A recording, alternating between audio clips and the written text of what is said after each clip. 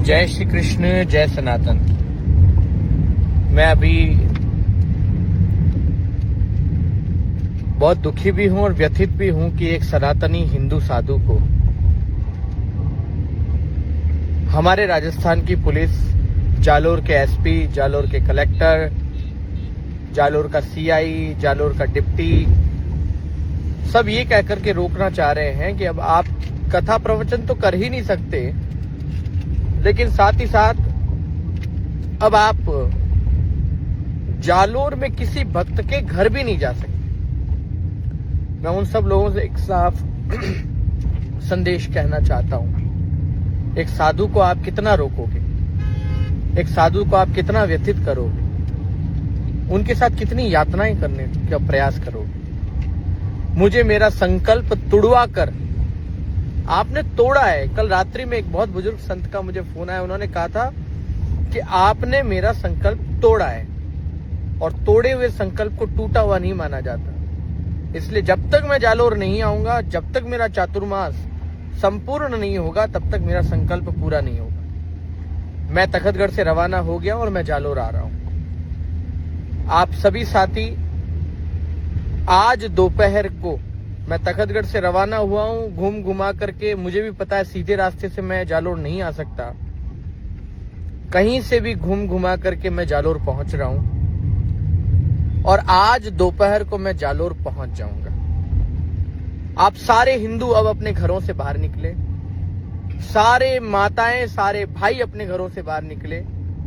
मैं ये सब कुछ सिर्फ भगवधारी एक साधु, एक सनातनी, एक सन्यासी के अपमान को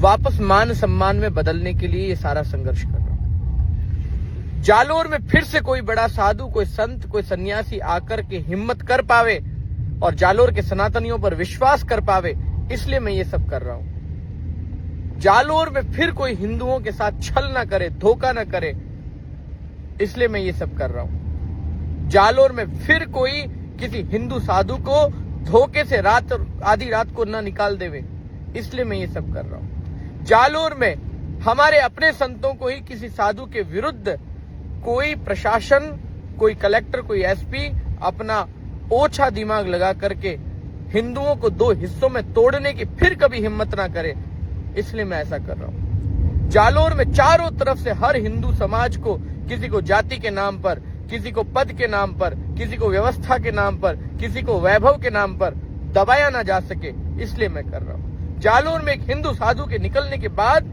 जैसे मुस्लिम बस्तियों में पटाखे फोड़े गए, औरंगजेब, बाबर की इन औलादों ने पटाखे फोड़े। मैं ये नहीं कहता कि जालोर का सारा मुसलमान ऐसा है, लेकिन ये कौन से मौलाना बाहर से आकर के जालोर के मदरसों में हमारे हिंदुस्तानी मुसलमानों का दिमाग परिवर्तित करके उनके दिमाग में एक कचरा भर रहे हैं। इसलिए मैं ये सब संघर्ष कर रहा हूं कि जालोर के मेरे हिंदुस्तानी मुसलमानों को भी मैं आकर के गले लगा करके कह सकूं कि तुम्हें इन औरंगजेब, खिलजी की औलाद बनने की जरूरत नहीं है। तुम सारे हिंदुस्तानी मुसलमान राम की संतान हो। इसलिए मैं जालोर आ रहा हूं। जालोर के सारे युवा, आसपास के सारे गांवों के लोग, हरजी के, ऊन गांव के, भागली के, नौवी के, आवर के, चरली के, उमेदपुर के, सांकरना के, साइला, भीनमाल, रामसीन, रेवतड़ा, रानीवाड़ा, ये जितने गांव, बिशनगढ़, मैं और भी गांव भूल रहा हूंगा, लेकिन जितने गांवों के लोग हैं, आसपास के नून गांव के, साथू गांव के सभी साथियों को, धंजीवाड़ा के सभी साथियों को मैं आमंत्रित करता हूं। मैं तो तखतगढ़ से रवाना हो गया हूं। आप सब लोग जालोर आज दोपहर को पहुंचे। मैं भी देखता हूं कि पुलिस कितने डंडे मारेगी हिंदू साधु पर। मैं भी देखता हूं कि कौन मुझे जालोर आने से रोकता है। ये पुलिस तेज है तो हम भी इतने कमजोर नहीं हैं। मुझे ये कहा गया कि आप जालोर में किसी हिंदू भक्त के घर नहीं जा सकते हो, किसी सनातनी के घर जाने की आपको परमिशन नहीं है। बिना लिखित आदेश के ये कौन सा तुगलकी फरमान हमारी सरकारें कर रही हैं मेरे साथ? मैं रुकने वाला नहीं हूं। साफ कह रहा हूं भजनलाल जी, इस हिंदू साधु को आप उनके भक्तों से मिलने से नहीं रोक सकते। जालोर तो मैं जाऊंगा, चाहे आप कुछ भी कर दें। मैं तो रवाना हो गया हूं, मैं कार में बैठा हूं, मैं पहुंच रहा हूं। अब आप सभी हिंदुओं से निवेदन है, मेरा ये संदेश सुनते ही तुरंत गाड़ियां भर करके जालोर पहुंचिए और जालोर की बॉर्डर पर अगर कोई पुलिस आपको रोकने का प्रयास करे तो उनको कह देना ये जालोर हमारे बाप वीरमदेव कानड़देव का है, हम हीरादेव की संतान है, हम जालोर महाराणा प्रताप की संतान है, हमें रोकने का प्रयास न करें। हमारी भूमि पर आप कौन होते हैं हमें रोकने का प्रयास करने वाले। अब हिंदुओं ये आर पार की लड़ाई आ गई है, ऐसे हमको रोक नहीं सकते। मैंने अपने सारे मोबाइल फोन बंद कर दिए हैं, मैंने सब कुछ, मैंने किसी का इंटरनेट लेकर के कार के अंदर ये मोबाइल हाथ में लेकर के मैं आप सभी को लाइव आकर के ये सूचना दे रहा हूं।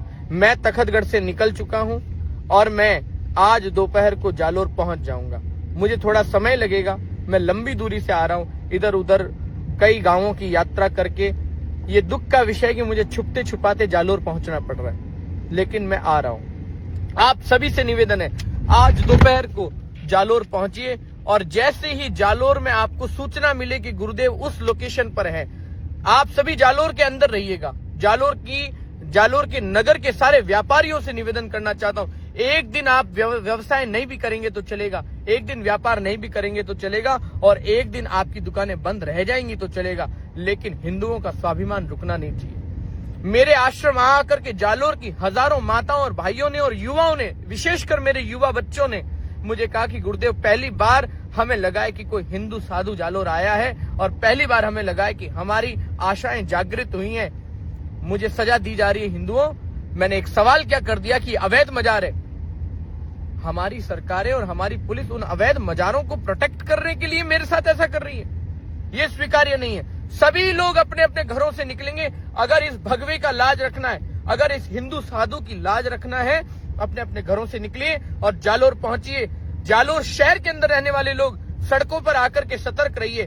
किसी भी वक्त मैं अपनी लोकेशन आपको एक वीडियो संदेश के माध्यम से दे सकता हूं। हो सकता है कि इंटरनेट जालोर में बंद कर दें, हो सकता है कि ये लोग मार्ग बंद कर दें, लेकिन संदेश भी मिल जाए कि महाराज उस गली, उस कॉर्नर, उस चौराहे पर है, आपको वहां पहुंचना है। और अब मुझे मेरे भक्तों के घर आने से और उनके घर आकर के अनुष्ठान करने से कोई नहीं रोक पाएगा। आप जालोर पुलिस अगर मुझे जेल में डालना चाहती, जेल में डालें, धाराएं लगाना चाहती लगाएं, कम से कम ऑन पेपर करें, जिससे मैं न्यायालय का दरवाजा खटखटा सकूं।